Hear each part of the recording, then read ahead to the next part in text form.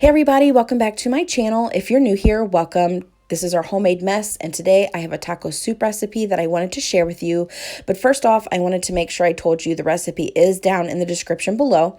I am super excited. Today's ingredients are all great value option, so it is pretty cool. And the diced tomatoes with the green chilies is actually Walmart's version of Rotel. I do highly recommend using that.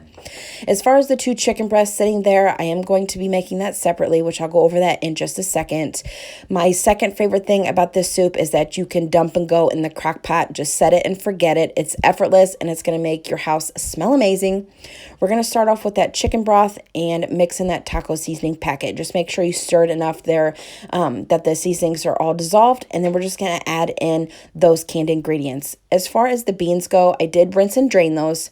The corn, I did drain that, and the diced tomatoes and the Rotel, I did leave the juices inside that.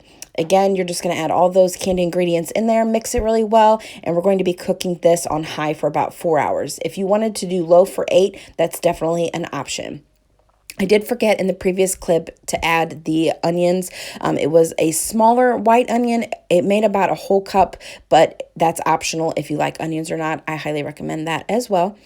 But as far as it goes, with the chicken, I do feel a little weird about adding raw chicken in with the ingredients, so I did bake it separately. I wanted to make sure I showed you guys this blender trick to shred your chicken. It's super easy and simple, so I'd highly recommend that as well. But with the chicken, I did cook it at 375 for about 40 minutes in the oven. If you wanted to do it on the stovetop, you definitely could do that as well.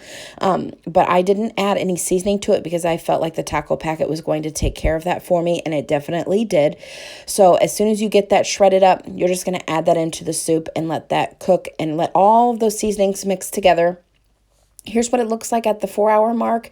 Definitely colorful and appetizing. This is a crowd pleaser and makes awesome leftovers if you by chance have any leftover.